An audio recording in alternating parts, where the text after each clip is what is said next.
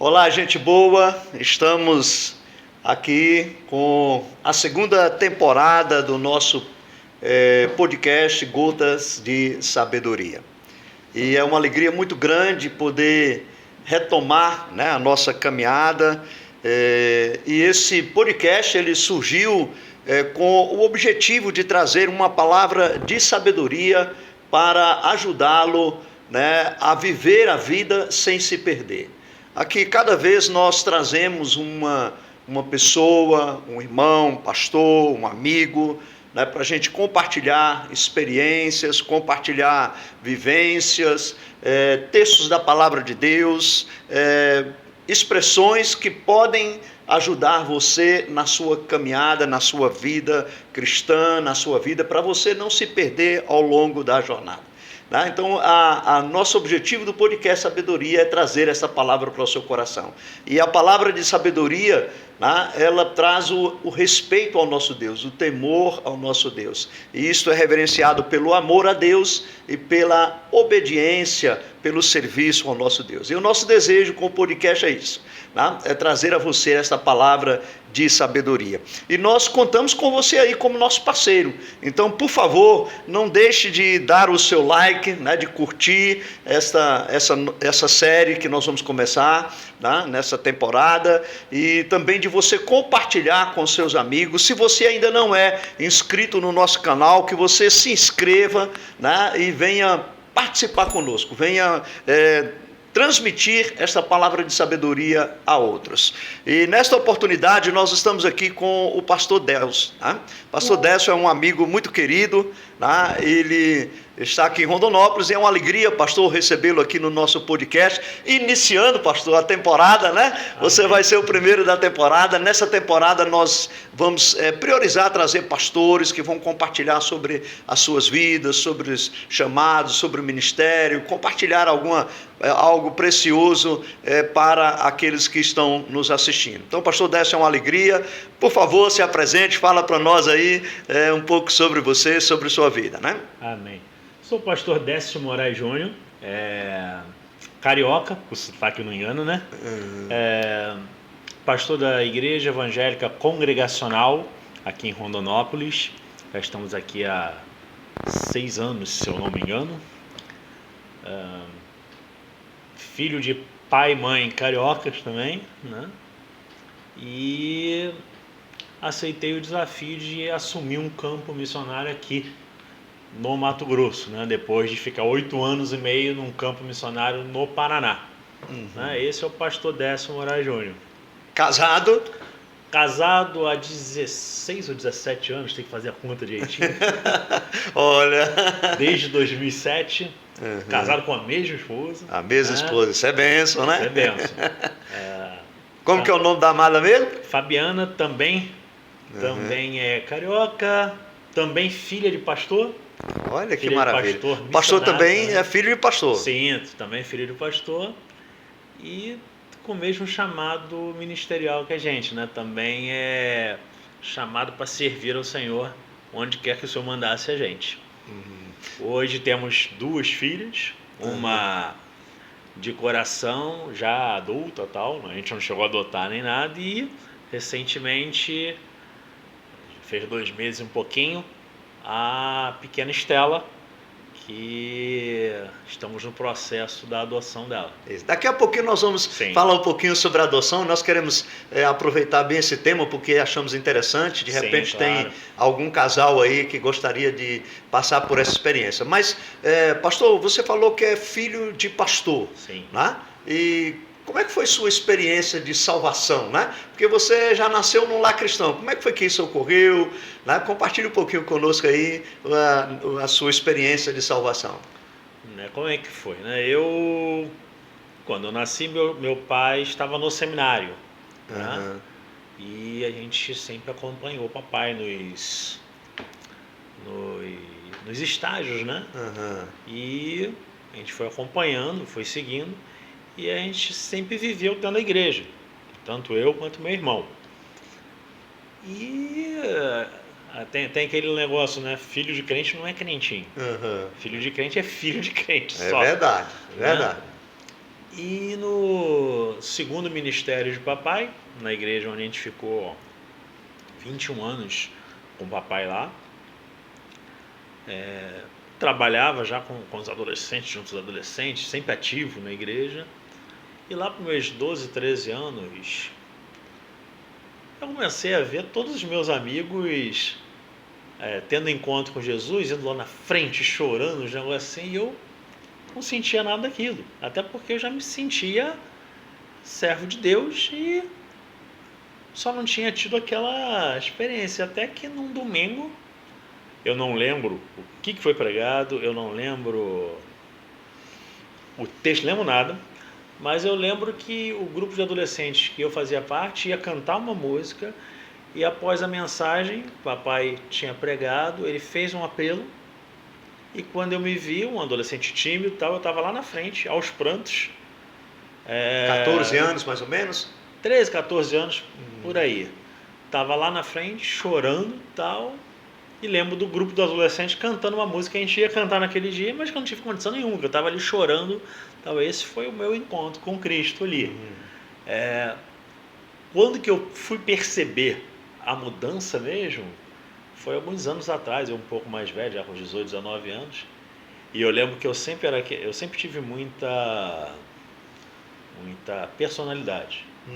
Para mim, certo era certo, errado era errado, e Até pela criação também, né? eu acho que eu era meio radical. Acho que eu era meio radical. E não tinha meio termo comigo. Então eu estava sempre envolvido em confusão. Né? E eu percebi a mudança que Cristo estava fazendo na minha vida eu já com meus 18 anos, numa saída que eu fui com os adolescentes, responsável pelos adolescentes, 18 anos responsável por um grupo de adolescentes. Que maravilha. E estava tendo uma confusão e eu no meio da confusão apaziguando, eu falei, oxe, o que aconteceu? Normalmente era eu que estava na confusão, agora eu estou apaziguando e tal.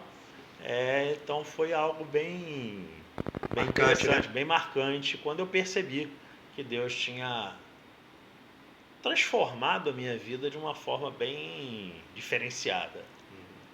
Você falou aí na sua apresentação da igreja congregacional. Tem muitas pessoas que estão nos assistindo e de repente ainda não ouviram falar da igreja congregacional. Compartilhe conosco um pouquinho aí sobre a denominação, né?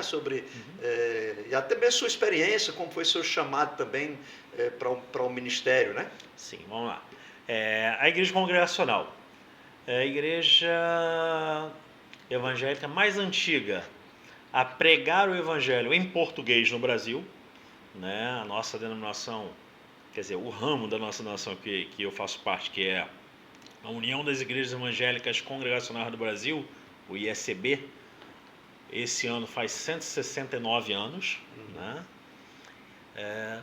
Uma igreja fundada pelo missionário Robert Reid Calley, junto com a sua esposa. O pai da escola dominical. Exato, junto com a sua segunda esposa, né? Sarah Portman Calley, que vieram para o Brasil e iniciaram um trabalho. Foram grandes parceiros de Simonton também, né? Foram contemporâneos. Depois Simonton veio depois em seguida, né? Foi amigo até do imperador. Né? A gente pode dizer que Calley foi uma das pessoas responsáveis por a gente hoje, os evangélicos, poderem realizar casamentos, poder ser sepultado, né? Que antes não podia. Era só o católico que podia ser sepultado nos cemitérios e tal. Eu me lembro lá em Minas, na minha cidade de Minas, em Montalvânia, onde eu fui criado. Na realidade, eu sou de Montes Claros, fui criado em Montalvânia. Lá tinha, tempos atrás, havia os crentes, como morriam, eram sepultados fora do cemitério, né? Sim, exato. Não podia ser sepultado no cemitério. E Calley foi a pessoa que conseguiu isso com o imperador na época. Né? A primeira igreja que ele criou foi a igreja Fluminense, ali no centro do Rio de Janeiro. Depois tiveram outras igrejas formadas, foi a Pernambucana, a de Niterói, se eu não me engano. Foram algumas igrejas. Ele na época ele não tinha a ideia de criar uma denominação. Né? A igreja era uma igreja independente. Só que essas igrejas independentes acabaram se juntando e e Criando criando um corpo, né? um corpo, e criou-se a Igreja Congregacional no Brasil, que hoje tem alguns ramos, né, que não vale nem a pena a gente falar, que é muita coisa. Tem muitos, né? Né, muita coisa. Aí o senhor perguntou sobre chamado ministerial. Isso. Chamado ministerial foi um pouco depois da minha conversão. Eu lembro que a gente estava na Estância Palavra da Vida, lá em Atibaia, e passou um filme missionário, e naquele dia Deus tocou no meu coração e me chamou. Né? E eu cheguei para meu pai e falei: pai, eu quero largar tudo, quero vir fazer o seminário aqui. E meu pai foi de uma sabedoria gigantesca, falou: vamos esperar um pouco, termina seus estudos e depois a gente conversa. Nessa época você já estava fazendo curso superior? Não, ainda não. eu estava no colégio ainda. Estava no ensino médio ainda. O que seria hoje, né? Se eu me converti entre 12, 13 anos, 14, por aí, eu acho no ano seguinte. Né? Tá, então foi logo. Aí meu pai falou assim: vamos terminar seus estudos. Aí eu terminei o estudo, fui para a faculdade, fiz fisioterapia. Isso depois de 6 anos tentando medicina. Aí fiz a fisioterapia e tal. E minha igreja sempre enxergava em mim o ministério pastoral. E eu falava: Deus me livre. Eu até brincava, batia na mesa da madeira, fazendo: Deus me livre. Quero isso para minha vida, não. Porque eu via o que meu pai passava como pastor, via quais eram as dificuldades de um ministério pastoral, e eu não queria isso para mim. Aí eu terminei a faculdade, já tinha terminado também uma pós-graduação, e falei: eu vou para o seminário para melhorar como ministro de louvor, como professor da escola dominical. Né? Aí fui para o Seminário Teológico Congregacional de Niterói, lá na igreja de Niterói, primeira igreja, e comecei. Aí em 2005 eu estava lá, tal, e num projeto missionário que eu fui, projeto que leva o nome do meu sogro, projeto Nilson Braga, Deus chega para mim e fala para mim de forma audível, que eu fiquei assustado, falou assim: para de fugir de mim. Ficou bem nítido, né? Bem claro. Ele falou: para de fugir de mim, eu te chamei para ser pastor, e você não vai ficar na sua terra, você vai para a terra distante. E eu ainda tentei conversar com Deus, falei assim: é Deus mesmo, tal. Eu estava no meio de uma reunião de oração, e já estava no finalzinho, já tinham pedido para alguém fazer a oração final. Eu falei: se isso que eu ouvi foi de Deus mesmo, fulano que está dirigindo vai pedir para fazer a oração final. Já tinha pedido para alguém fazer, né? Aí eu estava brincando com ele, eu falei assim: não é para isso não, eu estou fora. Aí a pessoa vira para mim e diz assim: você ora para a gente finalizar? Aí eu falei: tá bom, Deus, vou parar de fugir. Não fujo mais. Aí seguimos ali, aí começamos. Quando você foi para o seminário, você já estava casado? Não. Não. Nesse projeto, quando Deus me chamou, chegou até a ser engraçado. Eu estava noivo, a Fabiana estava noiva também, e nesse projeto nós nos reencontramos. E nesse projeto Deus chegou para mim e falou: seu relacionamento, você sabe que não é isso que eu quero para você e tal. E mostrou a Fabiana para mim e falou: você vai casar com ela. Olha só. Então, quando você sair daí, você já sabe o que você vai fazer. Você vai terminar esse relacionamento, vai terminar tudo, e no tempo que eu mandar, você vai começar a namorar com a Fabiana e vai casar com ela, vai ser rápido. E foi assim que aconteceu. Foi bem interessante, que eu não via a Fabiana desde os meus 16, 17 anos, 18 anos. Vocês foram criados na mesma igreja? Não na mesma igreja, né? Mas na mesma região. Na mesma região. Né? Os presbiterianos vocês chamam de presbitério. Seria como se fosse o mesmo presbitério, né? Que a gente chama de... Se encontravam as mocidades ali. Exato, a gente chama de regional, né? Nós chamamos de nossa regional. Nos congressos, né? Nos congressos, tal, intercâmbio entre as igrejas, tal. Foi ali que a gente... Na verdade, a gente se conheceu no encontro de pastores e filhos de pastores. Olha aí. Eu tinha 9 anos, ela tinha 10. né? Ali eu me apaixonei por ela. Só que eu era pequeno, moleque, né? Uhum. Eu fico até mexendo com ela, assim, você me desdenhou naquela época, não quis saber de mim, não sei o que e tal. Ela fica braba, mas a gente fala brincando, né? Pois Aí é. foi assim. Mas aí você já foi para o campo imediato, assim, depois que você terminou o seminário, como é que foi? Qual foi o seu primeiro Terminei o campo? seminário, né? Eu já estava trabalhando como fisioterapeuta na minha cidade e tal. Isso. Primeiramente eu recebi uma proposta, e essa proposta terminei o seminário em final de 2008, Uhum. ou foi final de 2009, não lembro certo agora aqui, tem que ver depois minha carteirinha de ordenação. Uhum. Eu terminei o seminário ali e recebi uma proposta, que era a proposta que eu e Fabiana a gente queria, que Uhum. era de ser pastor auxiliar de uma igreja. Eu não queria assumir um trabalho direto. Uhum. A gente recebeu a proposta para ir para Ribeirão Preto. Ia se iniciar um trabalho congregacional ali e o pastor não tinha tempo para fazer tudo integralmente, e meu pastor na época chegou, perguntou se eu tinha interesse. Eu falei, pastor, para mim de boa, só que eu preciso esperar, isso foi em 2008, eu tenho que esperar um ano, porque a Fabiana se forma no final de 2009. Aí acabou a conversa ali, beleza.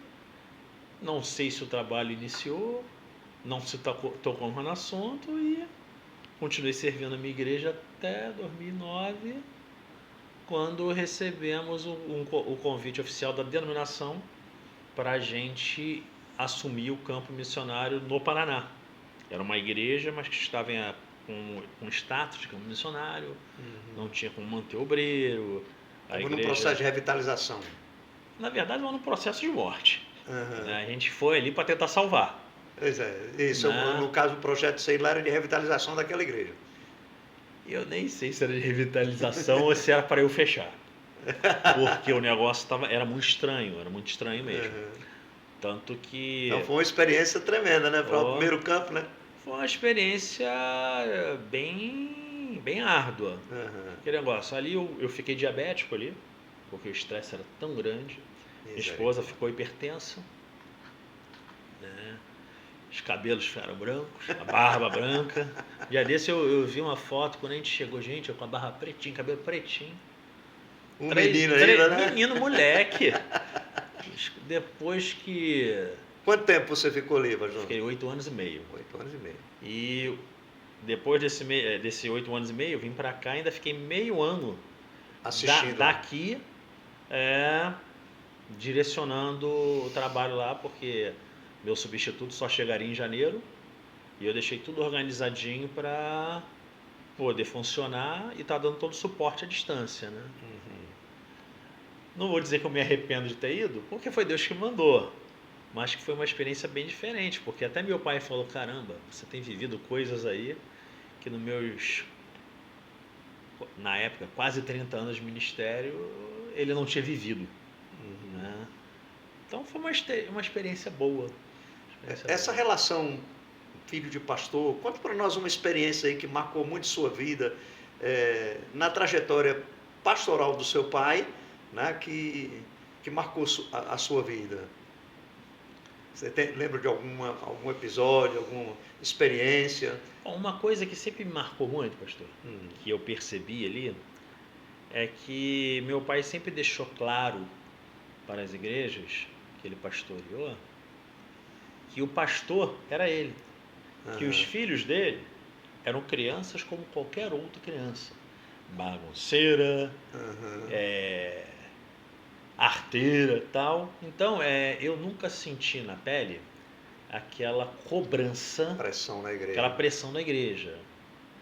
Minha avó, parte de mãe, sempre dizia que eu já nasci velho, né? Eu que me cobrava. Aham. Eu que me cobrava. Eu falei assim, não, eu sou filho de pastor, eu não posso, eu tenho que dar exemplo.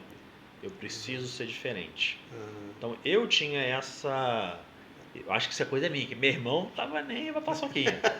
Meu irmão Pintava e bordava. pintava, bordava.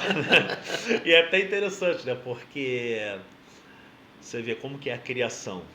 Fomos criados iguais, Uhum. os dois com, na época, personalidades totalmente diferentes, Mas é assim mesmo, né? Isso Mas é os bom. dois com princípios, né? Aham. Eu lembro que uma vez aprontaram comigo no Ministério de Louvor, né?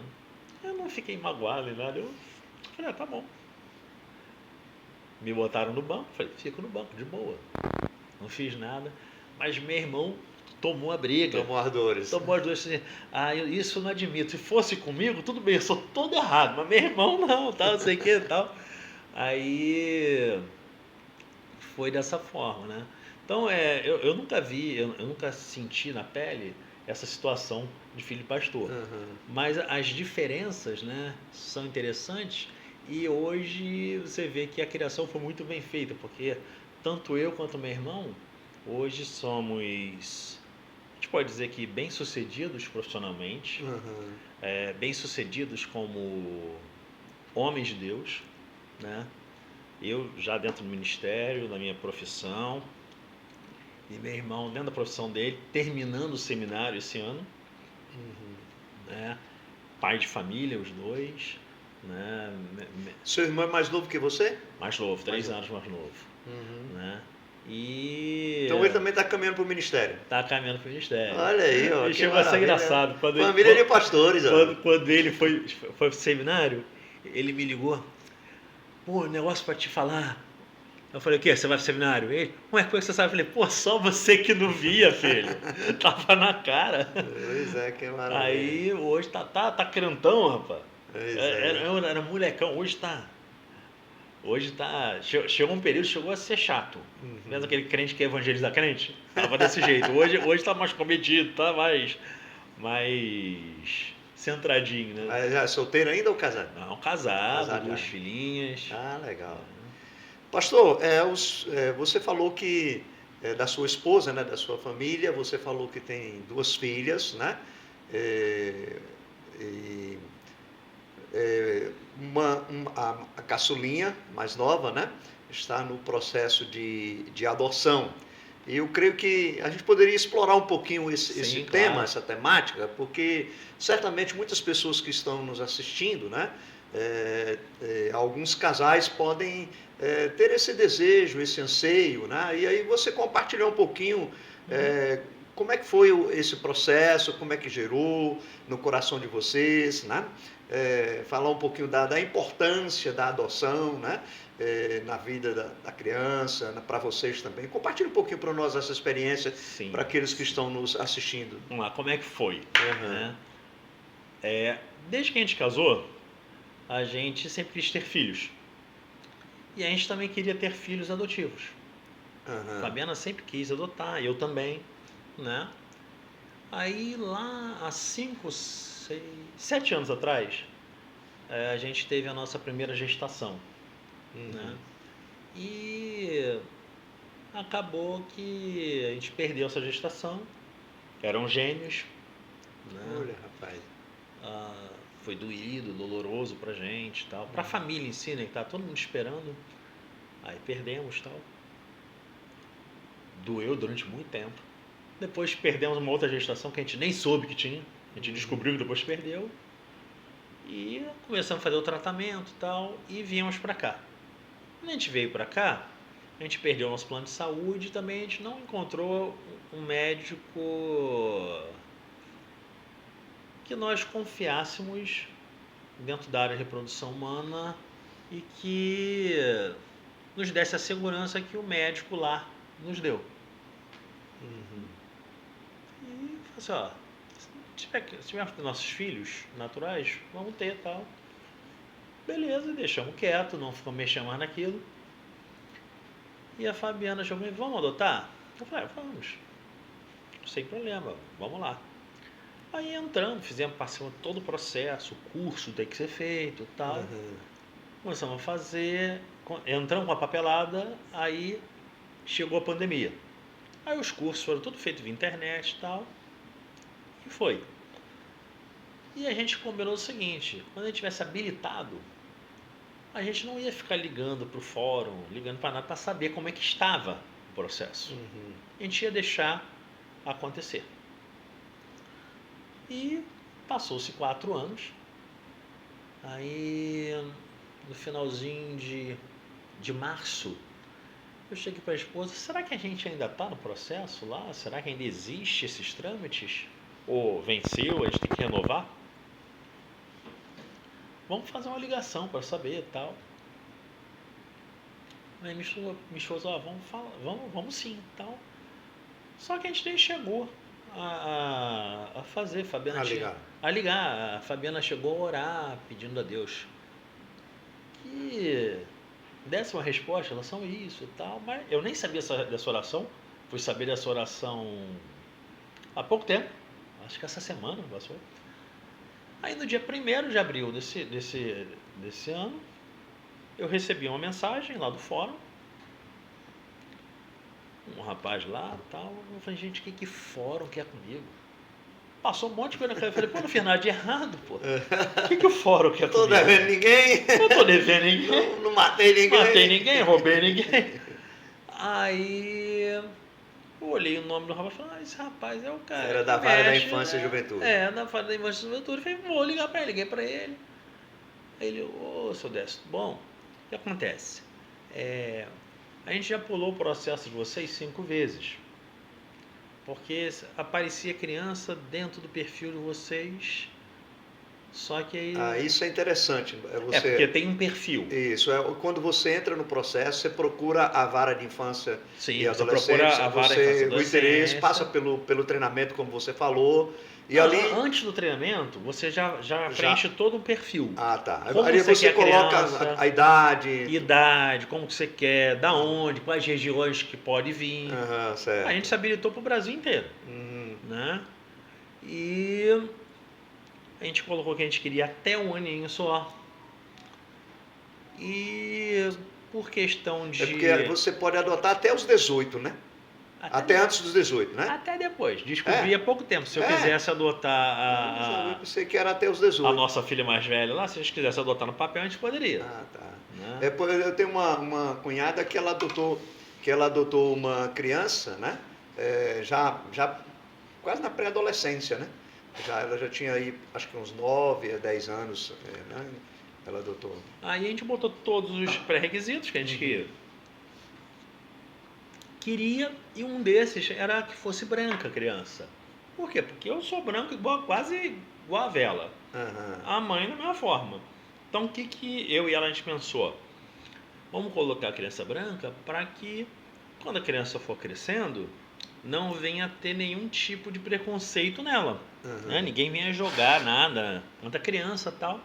No sentido mais de preservar, não de preconceito de vocês. Não, preconceito não. Até porque eu acho meio absurdo quando você fala assim, eu sou da raça negra, eu falo que eu sou da raça humana.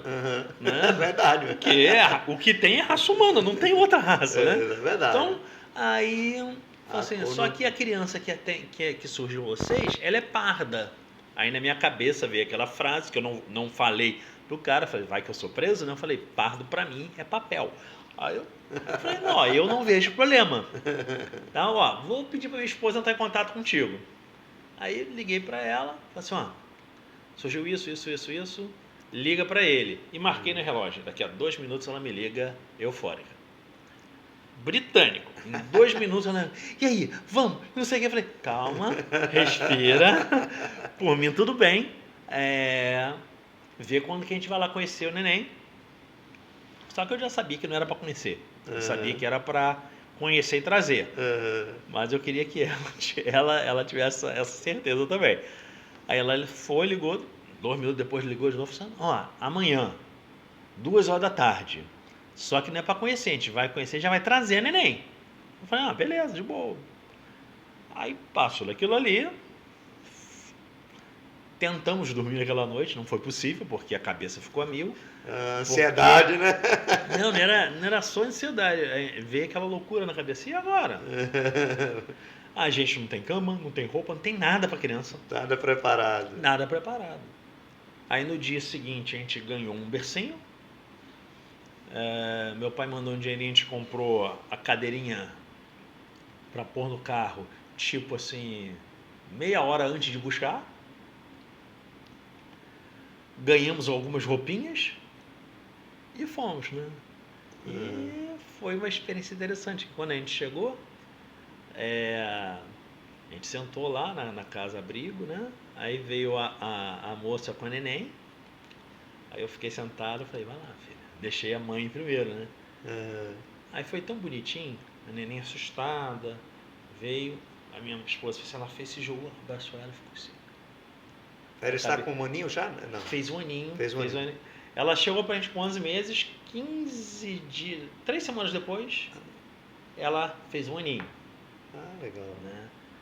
Aí a gente só deixou passar mais umas 2 semaninhas, a gente consagrou ela ao Senhor e comemorou o aniversário de um aninho dela na igreja. Ah, legal. Foi bem bacana. É, Aí depois eu peguei ela no colo, ela também me abraçou e tal. Foi bem bacana. No dia seguinte já estava me chamando de papai. Aí no mesmo dia chamou de tardezinha a mãe de mãe também. olha que Foi legal. bem bacana. Uhum. A questão da adoção, aí ainda não sai o registro imediato, né? Assim, vocês têm um período, como que ocorre, né? Porque depois, uma vez consumado, aí é irrevogável, né? É Mas revogável. ainda tem um processo, né? Então a gente está dentro desse processo.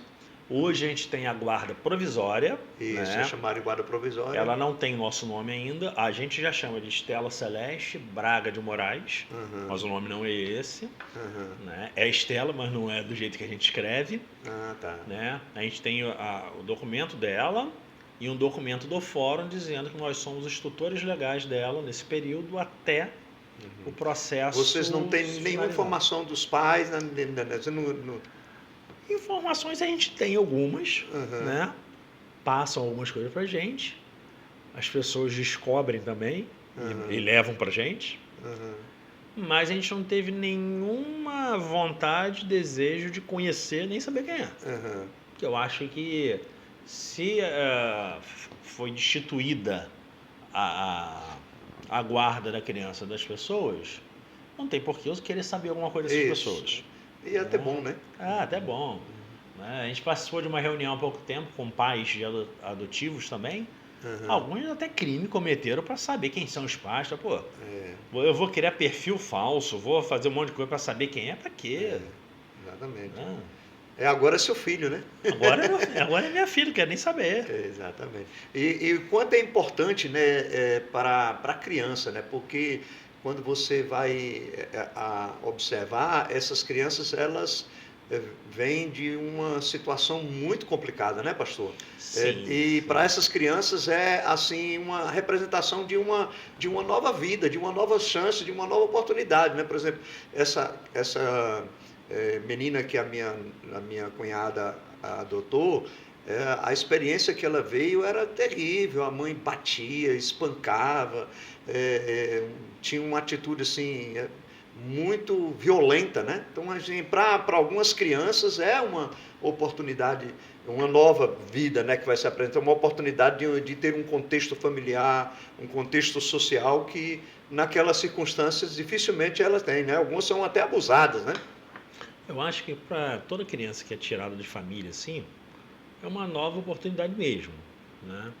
Por exemplo, a Estelinha, a gente não sabe exatamente o que ela vivenciou, Uhum. né? Como ela veio pra gente, Novinha ela foi retirada com 9 meses de idade, ela foi retirada dos Uhum. pais. Uhum. Que nem dos pais, da mãe, porque o pai nem sabe quem é. Uhum. Né? Tem no registro, mas nem sabe quem é. Até perguntaram a ele se ele queria. Ele falou que não tinha condição, ele nem conhecia a criança, ele pagava a pensão, mas nem conhecia.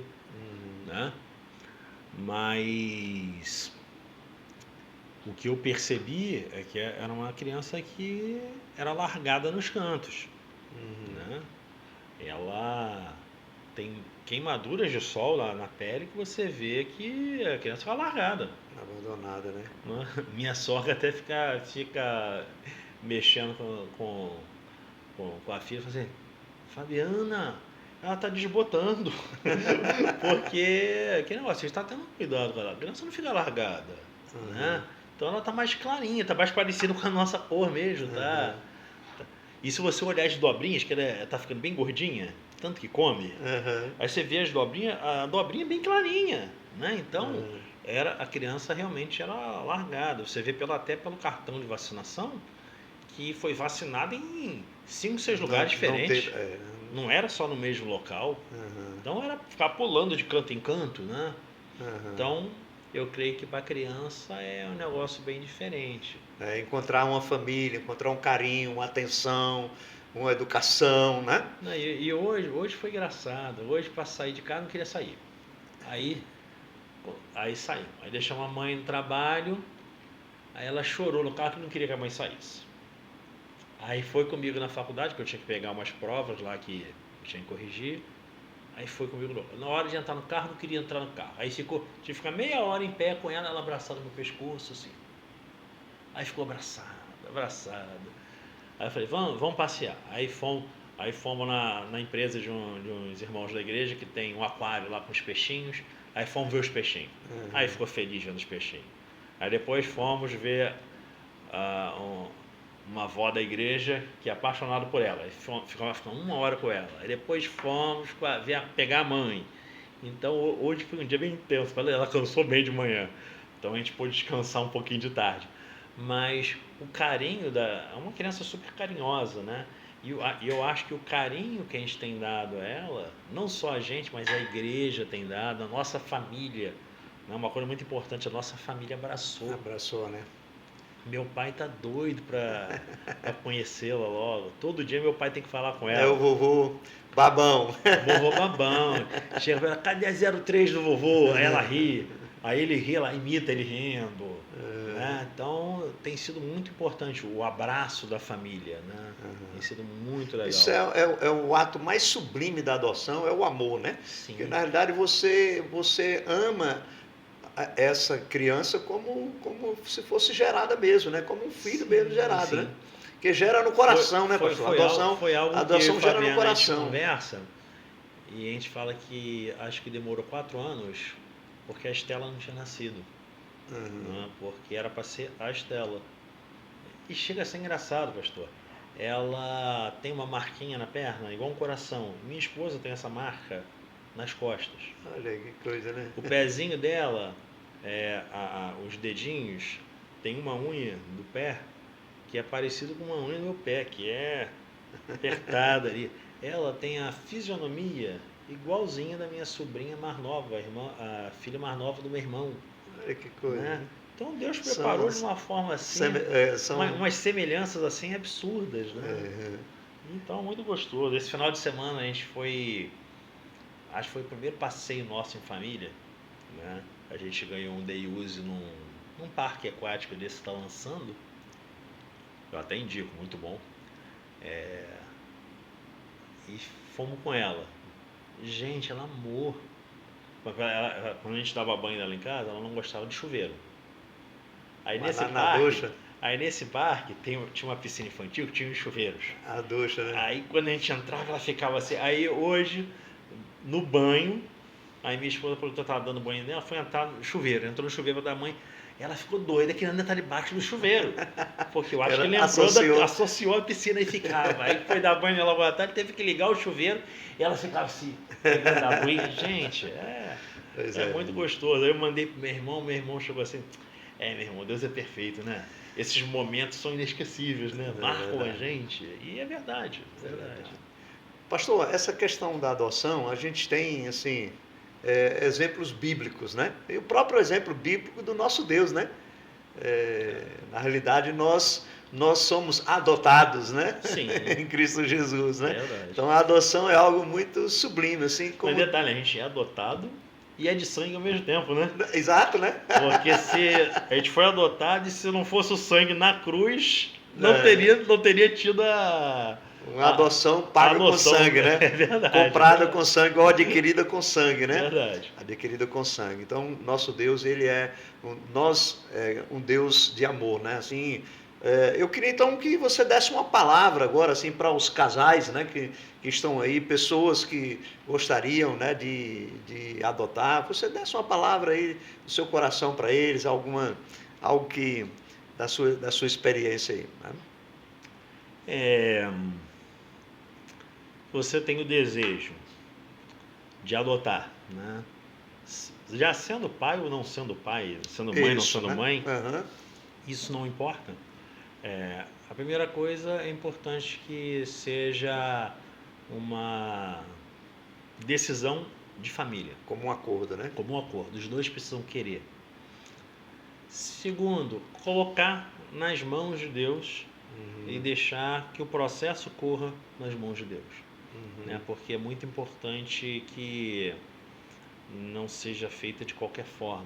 E também ter um cuidado, porque eu conheci pessoas que adotaram e que na frente da criança, assim, ó, eu não aconselho a ninguém. Que é isso, Isso foi a pior besteira que eu fiz na minha vida. Gente, para você adotar assim, é melhor não fazer, Exato. né? Verdade. Porque que negócio? A adoção, assim como o amor, é uma escolha. É uma decisão, Você tem que decidir, você tem que querer. né? Assim como se entregar a Cristo, você tem que escolher e querer, né? Então, se você quer adotar, converse com sua esposa, com seu esposo, entrem em comum acordo, coloquem diante de Deus e entre com um processo direitinho. Procura a vara da infância, adolescência. eles vão orientar, vão ter os cursos, treinamentos, tem todo o Eles vão processo. orientar direitinho, você vai ser acompanhado, você vai ser investigado. Exatamente, porque Né, pra eles saber não se- entregam para qualquer um, né, pastor? Não pode. Não pode, né? Porque Entrega. Você tem que senão, ter as senão qualificações. você tira uma criança de alguns problemas para botar em outro problema, não é justo para a criança, Exatamente. né? E nem é humano isso. Uhum. Se você pretende isso, vai de coração, cai dentro com vontade, né? Uhum. Sabendo que você não vai estar mudando a vida da criança, você muda a sua. E muda de verdade. Não sei quem falou para minha esposa, não sei se foi aluno, se foi alguém na igreja, Décio tá diferente, né? Ele tá mais feliz, tá mais risonho, mais alegre. Eu falei, filho, não mudei nada não. Aí minha esposa, você mudou, você tá mais bobão, tá mais alegre e tal. Que maravilha, né? Quer dizer, a criança também ela é abençoada, né? Ela também é abençoada. Ela também abençoa. Né? Ela é abençoada, agora mas ela nos abençoa também, né? O casal, aqueles que adotam também recebem. E eu penso até, pastor, que tem uma graça de Deus, né? Porque a adoção é um ato muito lindo, né? Sim. É um ato muito lindo. E eu creio que o casal que adota, ele tem uma graça de Deus, né? E ele é agraciado por Deus, inclusive nessa bênção. A gente conhece histórias de filhos adotivos que cuidaram tão bem dos pais depois, né? Como Deus abençoou casais. Eu lembro quando a gente era criança, já adolescente, né? A gente queria que meus pais adotassem uma menininha, né? Nós somos 2 irmãos, né? Ah, tá. Eles até pensaram, mas acabou que não deu certo e tal. E hoje for ver os netos do meu pai e da minha mãe, só meninas. São meninas. Só menina. São meninas. Pastor, nós estamos chegando ao final do nosso podcast, mas eu gostaria que você falasse da comunidade que você é pastor, o bairro, deixasse aqui para o pessoal, né? O endereço, se alguém quiser fazer uma visita, né? Sim. A gente é pastor ali na igreja, a primeira igreja evangélica congregacional de Rondonópolis, aqui no Granville, na rua GV 34. Né? A gente tem nossos cultos, nossa EBD. É quase que vizinho nosso aqui. É vizinho, mais uns metros para frente ali. Encontra com a gente ali. A gente tem a nossa EBD aos domingos, pela manhã, às 10 horas da manhã. Isso. Nosso culto da família, às 18h30, no domingo. Às terças-feiras, 19h30, a gente tem as nossas células. Na verdade, hoje a gente está com uma célula piloto. E via de regra acontece lá em casa. E a gente está trabalhando com os nossos jovens e adolescentes para conseguir fixar normalmente os sábados para a gente fazer alguma coisa com eles, né? Então, esse sábado a gente deve ter alguma coisa com eles lá. Provavelmente vai ser um pastel com videogame ou um pastel e jogo de vôlei, alguma coisa, para a gente poder movimentar esses jovens e adolescentes aqui. Então, todos são nossos convidados para estar com a gente também. Se você é aqui da igreja, continua aqui na igreja. Não, sim, né? evidente. Não, porque tem quem fala assim, não, o pastor Liberato deixou ir visitar. Não, você pode visitar quando tiver culto aqui, mas no seu culto, vai na sua igreja. Especial, né? Trabalho especial. Mas especialmente para aqueles que estão nos assistindo, Sim. que não tem nenhuma comunidade, gostariam Sim. de conhecer, né? Fica à vontade. Fica à vontade, são bem-vindos. Pastor, nós encerramos sempre aqui com uma palavra, né? De esperança, uma palavra que você pudesse trazer aí para os nossos ouvintes também, para nós, quem está nos assistindo. Beleza, eu vou deixar o versículo para vocês, que é o versículo que desde a minha infância, na minha adolescência, fala comigo, que é o versículo de Josué 1:9, que quando Deus chama Josué para substituir Moisés, chega assim e fala: não te mandei eu, ser forte e corajoso, não temas nem te espantes, porque o Senhor teu Deus é contigo por onde quer que andares. E isso tem sido real, né? Todo local que eu estive, toda dificuldade, toda luta, nunca me senti abandonado por Deus. Posso ter sentido falta de pessoas por perto, de pessoas para chorar junto, para conversar junto, mas Deus estava sempre do lado. Quando não estava do lado, estava me carregando no colo. Sustentando no colo. Estava me sustentando mesmo. Né? Então esse é o recado que deixo para você. Se Deus te chamou para fazer algo, se Deus te convidou para algo específico, pode ir que Ele está com você. Não precisa ter medo. Não precisa ter medo. Não precisa ter medo. Pastor, nós sempre entregamos aos convidados, né, aqueles que vêm aqui, um presentinho. E nesse momento eu quero passar às suas mãos o presentinho do nosso podcast, a nossa lembrança, que você possa levar. Hã? Ó. Muito obrigado, né? Deus abençoe. Uma canequinha aí para tomar tomar uma Coca-Cola. Uma Coca-Cola, um cafezinho. Um cafezinho. É a lembrança do nosso podcast, né? Já vou estar usando hoje ainda. Isso. Deus abençoe. Pastor, muito obrigado pela sua presença. E esperamos que o senhor volte outras vezes aqui para estar conosco, né? E você que está nos assistindo, fica aí a nossa palavra, né, de gratidão também, que você não deixe de curtir, né, se você gostou, se você apreciou, foi abençoado com esse momento de bate-papo aqui com o pastor Décio, você curta, né, compartilhe, e se você não se inscreveu ainda, se inscreva no nosso canal. Deus abençoe a você e até o próximo episódio, né? Deus te abençoe, fique na paz do Senhor Jesus.